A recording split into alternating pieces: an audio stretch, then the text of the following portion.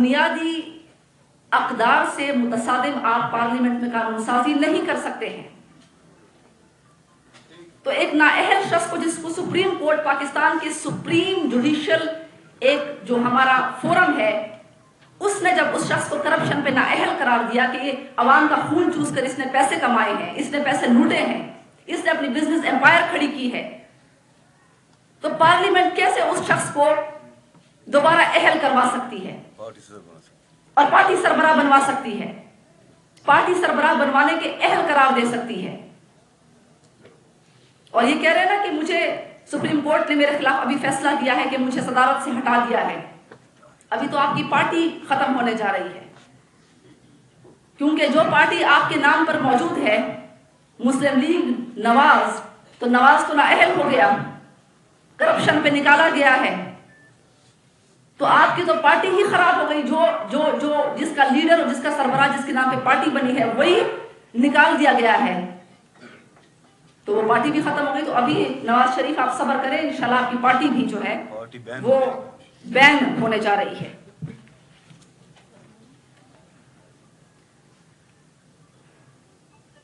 میں سمجھتی ہوں کہ میں عدلیہ کے ساتھ کھڑی ہوں، میں ان کالے کوٹوں کے ساتھ کھڑی ہوں. پاکستانی قوم اپنے ججوں اور اپنے وکلاء برادری کے ساتھ کھڑی ہے، اور میری جو ہماری پاکستان کی ایک بہت بڑی فورس ہے، اسٹوڈنٹس، جو کہ سمجھتے بھی ہیں معاملات کو، جو ایجوکیٹڈ بھی ہیں، وہ انشاءاللہ صرف وہی ان کا مقابلہ کرنے کے لیے کافی ہیں. باقی پاکستانی عوام کو تو آپ چھوڑ دیں.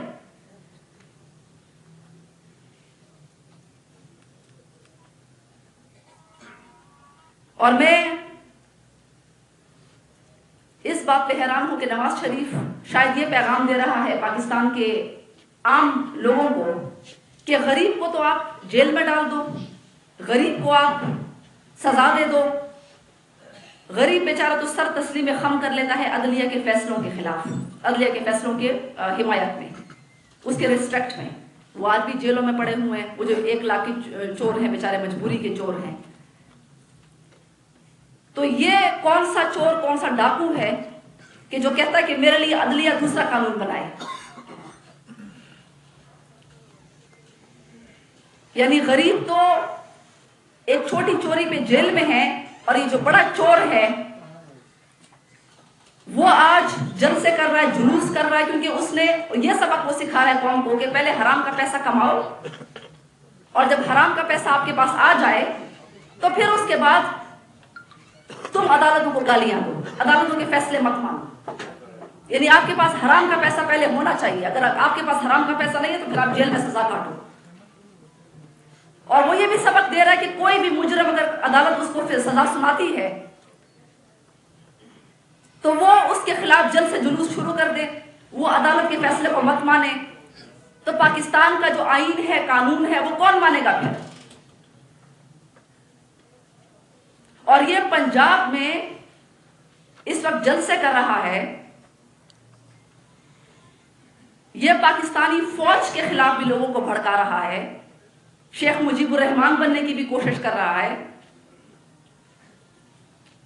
اور آپ کو پتا ہے کہ پنجاب کا ہر دوسرا گھرانہ فوجی ہے، ہمارے فوج کی میجورٹی پنجاب سے ہے. تو یہ پنجاب میں جلسے کر رہا ہے، پنجاب کے لوگوں کو اٹھا رہا ہے اور اپنے ہی بھائیوں سے لڑوانے کی سازش کر رہا ہے. یہ ملک میں خانہ جنگی کریٹ کر رہا ہے. اس کا تعلق تو پنجاب سے ہے بھی نہیں. پنجاب کے لوگوں کی احسان مندی کا یہ صلہ دے رہا ہے کہ 6 دفعہ وزیر اعلیٰ بنایا، 3 دفعہ وزیر اعظم بنایا. آج یہ پنجابی بھائیوں کو پنجابی بھائیوں سے لڑوانے کی سازش کر رہا ہے اپنے ذاتی کرپشن کے دفاع کے لیے، جبکہ اس کی بیٹی خصوصی پروازوں میں سفر کرتی ہے. یہ تمام در ارب پتی ہونے کے باوجود رونی صورت بنا کر عوام سے کہتا ہے کہ مجھے کیوں نکالا. تو پاکستانی قوم کو پہلے اپنے آپ سے ہمدردی ہے، اس کو تم جیسے آدمی سے ہمدردی نہیں جو ان کا پیسہ، ان کا خون چوس کر جو ہے وہ ارب پتی اور کھرب پتی بنا ہے. اور یہ پنجاب کے لوگوں نے آج یہ پنجاب میں خانہ جنگی کریٹ کرنے کی کوشش کر رہا ہے، جبکہ یہ پنجاب کا ہے بھی نہیں. اس کا تعلق تو کشمیر سے ہے. اس کو تو کشمیر کی سیاست میں اپنا کردار ادا کرنا چاہیے. اس کو پاکستان کی سیاست میں اس کا کوئی کردار نہیں ہے. اور میں آپ کو بتاؤں کہ پنجاب میں اس کا ووٹ بینک ختم ہو گیا ہے. جب سے اس نے پنجابیوں کے خلاف اٹھانے کی کوشش کی ہے کہ اپنے فوجیوں کے خلاف کھڑے ہو جاؤ, یہ پنجاب سے مائنس ہو چکا ہے. جب سے اس نے عدلیہ کے خلاف پنجاب کے لوگوں کو اٹھانے کی کوشش کی ہے, پاکستان کی معزز عدلیہ کے خلاف پاکستانی قوم کو اٹھانے کی کوشش کی ہے, یہ پنجاب سے مائنس ہو چکا ہے. اور ہمارا سوال یہ ہے کہ جس کشمیر سے آپ کا تعلق ہے, اس کشمیر کے ایشو پہ آپ نے آج تک کیا کیا؟ اپنے قوم کے لیے آپ نے آج تک کیا کیا؟ 3 دفعہ آپ اس ملک کے وزیر اعظم بنے. مقبوضہ کشمیر میں کیا ہو رہا ہے؟ لائن آف کنٹرول پہ آج بھی ہمارے کشمیری جو ہیں وہ شہید ہو رہے ہیں شیلنگ میں, معصوم بچے. تو اپنے کشمیریوں کے لیے آپ نے کیا کیا ہے آج تک؟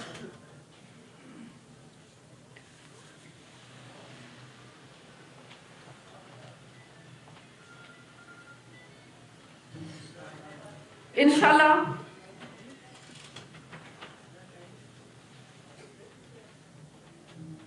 میں آپ سے یہ شیئر کرنا چاہتی ہوں کہ لوگ مجھے کہتے ہیں کہ آپ کے پاس تو پیسہ نہیں ہے, تو پتہ نہیں آپ کون سی سیاسی جماعت بنائیں گی, کیسے بنائیں گی آپ. تو میں سمجھتی ہوں کہ پاکستان کے جو 80% عوام ہیں, جو کہ غریب اور مڈل کلاس طبقہ ہے, آج وہ یہ بات جان گیا ہے کہ کسی کی لینڈ کروزر سے متاثر مت ہو, کسی کی بریانی کی پلیٹوں پہ اپنا ضمیر مت بیچو, کسی کی ہیلی کاپٹر سے متاثر مت ہو, کسی کے ڈی جے بٹ کے میوزک سے متاثر مت ہو, کسی کے انگریزی کے لہجے میں اردو بولنے سے متاثر مت ہو. جو میرے ساتھ مخلص ہو, جو میرے ملک کے ساتھ مخلص ہو, ہم اس کے ساتھ کھڑے ہیں. اور آج وہ وقت آ گیا ہے کہ پاکستان کے عوام اپنے آپ میں سے جو ان کے نمائندے ہیں, جو غریب اور مڈل کلاس سے نمائندے تعلق رکھتے ہیں, آج وہ ان لوگوں کو سامنے لانا چاہتے ہیں. کیونکہ اس وقت ملک کی تینوں سیاسی پارٹیاں صرف اپنے ذاتی مفاد کی سیاست کر رہی ہیں. تمام تر اخلاقیات, تمام تر قواعد, تمام تر جو ان کے اپنے منشور ہیں, ان کی دھجیاں اڑاتے ہوئے. تو انشاءاللہ پاکستانی قوم اپنے لیے خود چندہ کرے گی, اپنے لیے خود امیدوار کھڑے کرے گی. اور جو اس وقت خلا ہے پاکستانی سیاست میں کہ غریب اور عام آدمی کی کوئی سیاسی پارٹی نہیں ہے, انشاءاللہ اس خلا کو وہ پورا کرے گی. میں آج اور اس میں ایک اور بات آج میں نے صبح کے وقت دیکھی, صبح کے وقت میں نے آج ایک ٹکر دیکھا.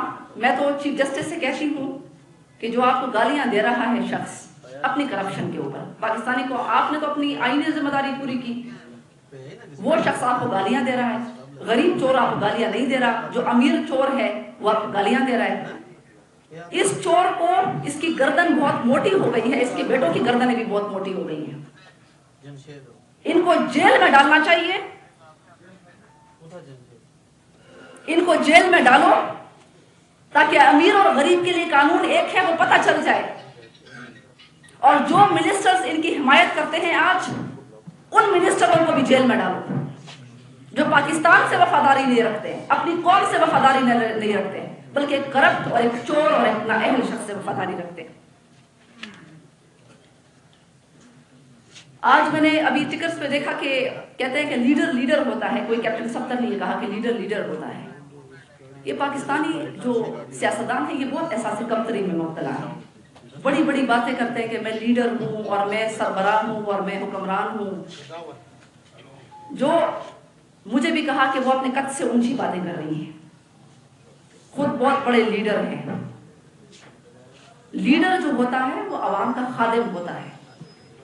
چونکہ ہمارے جو لیڈر ہیں وہ کمتری کا شکار ہیں, وہ خود کو لیڈر کہتے ہیں, بڑی بڑی باتیں کرتے ہیں. تو لیڈر, میں ان کو بتا دوں کہ لیڈر عوام کا خادم ہوتا ہے. اور میں انشاءاللہ ہم سب, یہ جو میرے ساتھ گروپ بیٹھا ہوا ہے, یہ سب یہ پاکستانی قوم کے خادم ہیں. کوئی لیڈر اس ملک میں نہیں ہے. اور مجھے انہوں نے کہا قد سے اونچی باتیں کر رہی ہے. میں نے کہا کہ بالکل آپ کا قد اس لیے اونچا ہے کہ آپ نے اربوں روپے چوری کیے ہیں. آپ نے پورے ملک کا جو ہے وہ آپ نے پورے ملک کے عوام کا خون چوسا ہے. قرض دار ملک سواروں میں آپ نے ڈاکہ ڈالا ہے. آپ نے ہر ڈپارٹمنٹ میں ابھی بھی آپ نے ڈاکے ڈالے ہیں. تو یقیناً میرا جو قد ہے اور آپ کے قد میں بہت فرق ہے. اور میں عام آدمی اور مڈل کلاس سے تعلق رکھتی ہوں اور میں ان کی نمائندہ ہوں. تو مجھے یہ بتانے کی ضرورت نہیں کہ کس کا قد کیا ہے.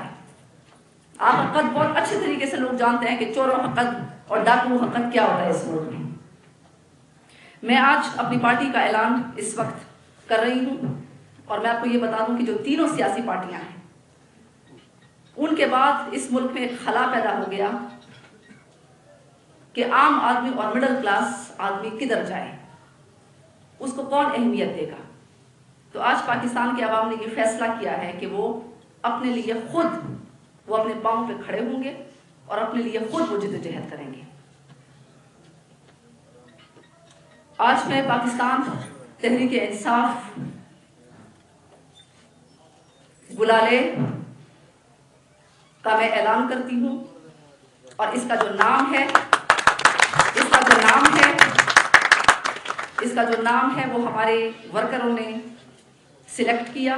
انہوں نے یہ کہا کہ چونکہ سیاستدان اور بھی ہوتے ہیں پارٹیوں میں, ان میں آپ کو اللہ تعالیٰ نے جو جرت دی کہ آپ کھڑی ہوئیں ایک سٹرگل کے لیے, آپ نے ایک بہت بہادری سے, بہت سارے لوگ پارٹیوں میں کرپشن دیکھتے ہیں, آپ نے ایک جرت کے ساتھ ایک موقف لیا. تو یہ پاکستان تحریک انصاف گلالے کے نام پہ یہ ان کی ایک سجیشن تھی جو آج میں آپ کے سامنے انہوں نے اپروو کی اور میں یہ پارٹی کا نام انہوں نے رکھنے کی ریکمنڈیشن دی.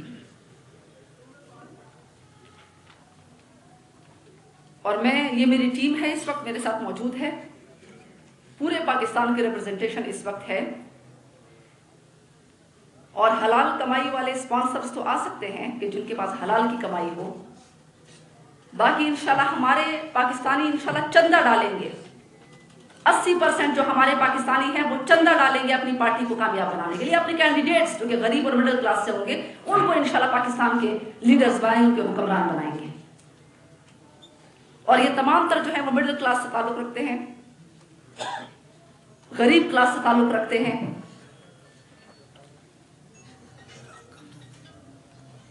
یہاں پہ پنجاب سے بھی ہیں, سندھ سے بھی ہیں, خیبر پختونخوا سے بھی ہیں, بلوچستان سے بھی ہیں, فاٹا سے بھی ہیں, گلگت بلتستان سے بھی ہیں. میں آپ کو چند اپنے منشور میں آپ کے سامنے رکھ رہی ہوں. سب سے پہلے بات تو یہ ہے کہ انشاءاللہ ہم پاکستان میں جو اس وقت ایک پارلیمنٹری نظام ہے, پارلیمنٹری نظام میں ہم نے دیکھا کہ اس میں جو چھانگا مانگا کی سیاست نواز شریف نے شروع کی کہ ایم این ایز کو کی بولیاں لگاؤ. اس وقت بھی سینٹ میں جو بولیاں لگ رہی ہیں آپ دیکھ رہے ہیں, ایم این ایز کی بولیاں لگاؤ, ایم پی ایس کی بولیاں لگاؤ, پھر حکومت کو گراؤ. ہم یہ سٹرگل کریں گے کہ بانی پاکستان قائد اعظم محمد علی جناح اور پاکستان صدارتی شراکت برائے لوگوں کی عظیم الشان سربراہی کی حامل مادر ملت محترمہ فاطمہ جناح کے افکار کی روشنی میں بیرون ملک سے قوم کی لوٹی ہوئی دولت کی واپسی اور لوٹی ہوئی دولت سرکاری خزانے میں واپس لانے کے لیے انشاءاللہ ایک جمہوری آئینی صدارتی نظام کے لیے جدوجہد کی جائے گی.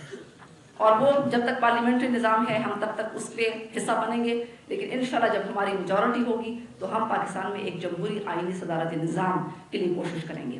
وہ اس لیے کیونکہ ایک صدر جو ہوتا ہے, ترکی میں بھی صدارتی نظام ہے, وہاں پہ بھی ایک صدر ہے, وہاں پہ پارلیمنٹ بھی کام کرتی ہے, عوام کے نمائندے بھی موجود ہوتے ہیں پارلیمنٹ میں.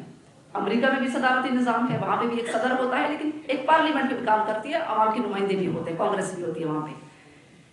لیکن کم از کم ہمارے وزیر اعظم کی طرح نہیں ہوتا, یا ہمارے وزیر اعلیٰ کی طرح نہیں ہوتا کہ اس پہ سر پہ ہر وقت لٹکتی ہوئی تلوار ہوتی کہ بھی چھانگا مانگا کی سیاست شروع ہو جائے گی, میرے ایم این ایز بک جائیں گے اور میری حکومت گر جائے گی. اس کو کم از کم 4 یا 5 سال اپنے منشور پہ, اپنے عوامی منشور پہ عمل کرنے کا موقع ملتا ہے بغیر کسی خلل کے اور بغیر کسی خوف اور گھبراہٹ کے. اور اس کے بعد پھر اگر اس نے عمل کیا تو بھی عوام فیصلہ کرے گی, اگر اس نے عمل نہیں کیا تب بھی عوام فیصلہ کرے گی. اور انشاءاللہ عوام کے ڈائریکٹ ووٹوں سے, کیونکہ جو انڈائریکٹ الیکشنز ہوتے ہیں اس میں ہمیشہ عوام کی مرضی نہیں ہوتی، عوام کے ڈائریکٹ ووٹوں سے انشاءاللہ وہ جو صدر ہے وہ منتخب ہوگا. تو جب تک ہم پارلیمنٹری نظام کا حصہ ہیں تب تک تو ہم اس کے ذریعے آئیں گے، لیکن انشاءاللہ ایک پاکستان کے جو ایک ایسے نظام میں جہاں پہ میچورٹی کی بہت کمی ہے سیاستدانوں میں، پلس ان میں نیشنل کیریکٹر کی بہت کمی ہے کہ وہ نیشنل انٹرسٹ کو نہیں دیکھتے، وہ اپنے پیسے کو دیکھتے ہیں اور بک جاتے ہیں. تو اس لحاظ سے ہمارے قوم کے مفاد میں بہتر یہ ہے کہ ایک جمہوری آئینی صدارتی نظام لایا جائے اور اس کی جدوجہد کی جائے. انشاءاللہ پاکستان کے آئین کے آرٹیکل 253 کے تحت قانون سازی کی جائے گی، جس کے تحت ملک میں ہر شخص کے لیے دولت اور جائیداد کی ایک خاص حد مقرر کر دی جائے گی.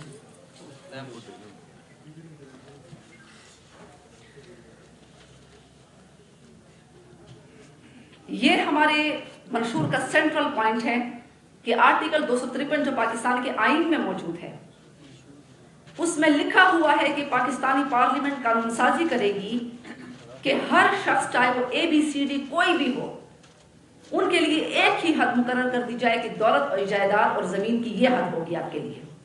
اس حد کے اوپر کسی کو بھی اجازت نہیں ہوگی چاہے وہ کوئی بھی ہو. اور انہوں نے آج تک وہ قانون سازی نہیں کی کیونکہ ہم سمجھ سکتے ہیں کہ وہ اسی ناانصافی اور ظالمانہ نظام کا حصہ ہیں. تو انشاءاللہ ہم پاکستان میں امیر اور غریب کے درمیان بڑھتی ہوئی خلیج کے لیے یہ قانون سازی کریں گے. دولت اور جائیداد کی ایک خاص حد مقرر کر دی جائے گی اور جس کے پاس بھی اس حد سے زیادہ مال، دولت اور جائیداد اور زمین ہوگی اس سے ضبط کر لی جائے گی اور اس کو سرکاری خزانے میں ڈال دیا جائے گا اور پھر غریب کی ویلفیئر پہ انشاءاللہ اس کو خرچ کیا جائے گا، ایک عام آدمی کے ویلفیئر پہ خرچ کیا جائے گا. بیرون ملک پاکستان کی دولت لے جانے والوں اور حد سے زیادہ جائیداد اور بینک اکاؤنٹس رکھنے والوں کے خلاف ملکی اداروں اور سپریم کورٹ سے رجوع کیا جائے گا اور ان کو عوام کے سامنے جواب دہ بنایا جائے گا اور عدالتوں میں بے نقاب کیا جائے گا ان لوگوں کو. ملک میں فرقہ واریت کے خاتمے، مسلم خواتین کی شرعی جائیداد ان کے نام کرانے اور خواتین کی شادیوں کے موقع پر ان کو مکانات دیے جائیں گے انشاءاللہ ریاست کے ذریعے سے. اور ملک میں فرقہ واریت کے خاتمے، مسلم خواتین کی شرعی جائیداد ان کے نام کر لیں اور خواتین کی شادیوں کے موقع پر ان کو مکانات دینے کے لیے اور خواتین کے حقوق کے تحفظ کے لیے اسلامی نظریاتی کونسل کو بااختیار بنایا جائے گا. خوشحال ملک اور خوشحال گھرانے کے لیے جو بڑھتی ہوئی آبادی کا مسئلہ ہے اس کے اوپر غور و فکر کے لیے انشاءاللہ اسلامی نظریاتی کونسل سے مدد لی جائے گی. اقلیتوں کو دوہرے ووٹ کا حق دیا جائے گا اور ان کی سینٹ، قومی اور صوبائی اسمبلیوں کی نمائندگی میں اضافہ کیا جائے گا اور اقلیتوں کے تحفظ اور مذہبی آزادی کو یقینی بنایا جائے گا. توہین رسالت کے قانون پر عمل درآمد صرف اور صرف ریاست کی ذمہ داری ہوگی اور کسی کو بھی قانون ہاتھ میں لینے کی اجازت نہیں ہوگی. یہ ہمارا منشور ہے. ملک کے بے روزگاروں کو قومی دھارے میں لایا جائے گا اور ان کو بینکوں سے بلا سود آسان قرضہ جات جاری کرائے جائیں گے تاکہ بے روزگار افراد اپنی تعلیمی قابلیت اور ہنر کی بنیاد پر ملک کو خوشحال اور پرامن بنانے میں کردار ادا کر سکیں. 12ویں جماعت تک معیاری تعلیم بالکل مفت، تعلیم نہیں معیاری تعلیم انشاءاللہ بالکل مفت دی جائے گی، جبکہ اعلیٰ تعلیم کے لیے حکومت طلباء و طالبات کو طالبات کو آسان قرضہ جات کے ایک مخصوص نظام کے تحت فراہم کرے گی. اعلیٰ تعلیم کے لیے حکومت طلباء و طالبات کو آسان قرضہ جات ایک مخصوص نظام کے تحت فراہم کرے گی اور تعلیمی قابلیت اور اعلیٰ اخلاق ثابت کرنے پر تمام تعلیمی قرضے معاف کر دیے جائیں گے ریاست کے ذریعے. حکومتی ادارے نوکریوں کے لیے یونیورسٹیوں سے پہلے سے رابطے میں رہیں گے اور طلباء و طالبات کو نوکری کے حصول کے پیچھے ٹھوکریں نہیں کھانی پڑیں گی. ملک میں بے نظیر انکم سپورٹ پروگرام اور محکمہ بیت المال کو ضم کر کے انشاءاللہ ایک جدید مالی امداد کا نظام بنایا جائے گا جس کے تحت نوجوانوں اور خواتین کو بھیک کے نظام سے ہنر کے نظام میں تبدیل کیا جائے گا. हुनर में खुद कफील बनाया जाएगा और मुल्क भर में नाख्वानदा बालिग अफराद के लिए एडल्ट लर्निंग सेंटर्स पूरे मुल्क में कायम किए जाएंगे। मैडम एक्सक्यूज मी, ये आपका चूंकि मशहूर आ गया काफिया, तो उनको सवाल अभी से आप इसका मैं कुछ सेलिएंट पॉइंट्स बता दूं, फिर उसके बाद फिर आप क्वेश्चन स्टार्ट कर सकते हैं। मजदूरों को कारखानों में और किसानों को जमीनों में इंशाल्लाह हिस्सेदार बनाया जाएगा। ये जो मजदूरों और किसानों के साथ जो हमारी मईशत जवाल का शिकार है, उसकी बुनियादी वजह यह है कि हमारे मजदूरों के साथ जो सलूक होता है, जो उनका इस्तेसाल होता है, जो किसानों को मज़ारे बनाकर उनका इस्तेसाल किया जाता है, तो मजदूरों और किसानों को कारखानों और ज़मीनों में मालिकाना हुकूक दिए जाएंगे।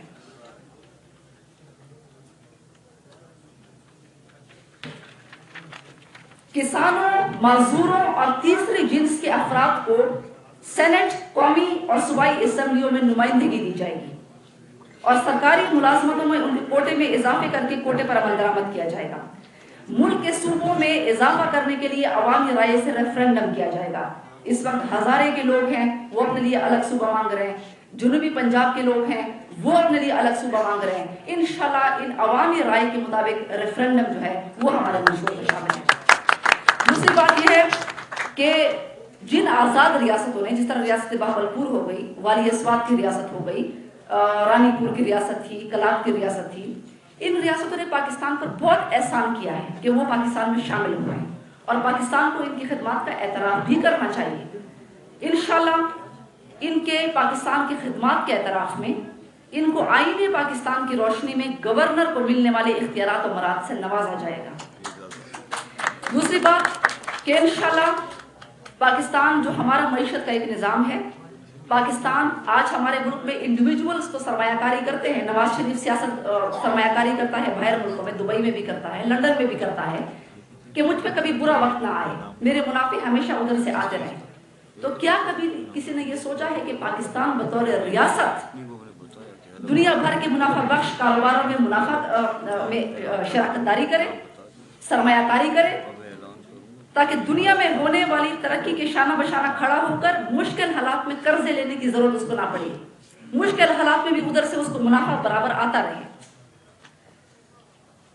पाकिस्तान में तेल और मदनियात के खजानों को निकालने के लिए हुनरमंद अफराद को सामने लाया जाएगा और इंशाल्लाह इस मदद के लिए ओवरसीज पाकिस्तानियों की खिदमत दी जाएंगी। ओवरसीज पाकिस्तानियों को वोट का हक इंशाल्लाह हमारे मंशूर में शामिल है और उनकी सलाहियतों से भरपूर फायदा उठाने और उनके मसाइल के हल के लिए उनके नुमाइंदे को हुकूमत में मुशीर रखा जाएगा। ओवरसीज पाकिस्तानी के लिए हुकूमत पाकिस्तान में इंशाल्लाह मुशीर रखा जाएगा। वो एक भी हो सकता है, वो कई एडवाइजर्स भी हो सकते हैं।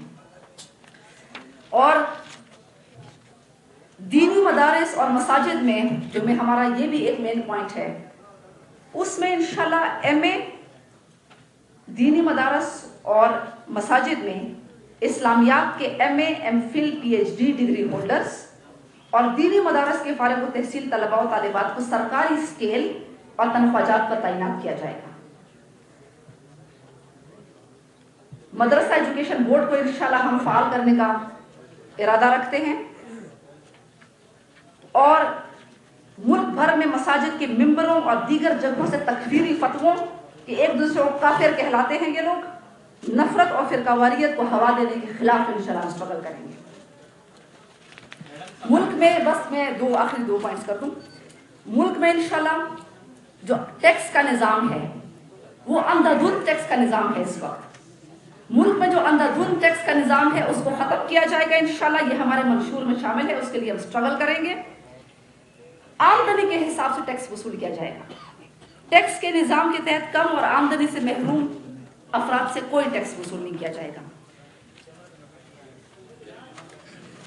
मुल्क की लूटी हुई दौलत सरकारी खजाने में वापस जमा करवाने के लिए मुकदमात फौजी अदालतों में भिजवाने के लिए कानून साजी करेंगे।